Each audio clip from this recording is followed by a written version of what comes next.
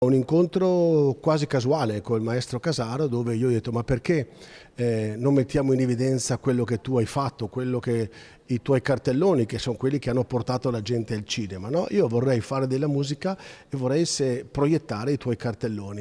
Balla coi lupi è quello che lui adora, e quindi sono partito da lì, per poi arrivare a Rambo, per poi arrivare a Asterix e Obelix, ai Magnifici Sette, a brani di Morricone come The Mission, Il buono, il brutto e il cattivo, e C'era una volta in America. Quindi sarà un repertorio che veramente spazierà un'ora e mezza di grande musica. Spettacolo che ritorna, ormai è diventato un momento consolidato quello del concerto di agosto, quest'anno con con un filone particolare, quindi coniugare la musica con l'arte del maestro Casaro nei cartelloni di famosissimi film che tutti noi conosciamo. Tema della serata, infatti, saranno le colonne sonore tratte da film di ogni genere, musiche che hanno fatto la storia del cinema mondiale, da capolavori come Balla coi lupi al Buono, il brutto e il cattivo, con omaggi anche a grandi maestri, tra cui Ennio Morricone.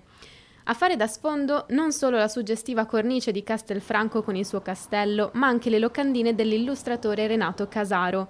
Una collaborazione inedita, quella tra il direttore d'orchestra e l'illustratore, che sarà accompagnata anche da uno spettacolo di danza verticale.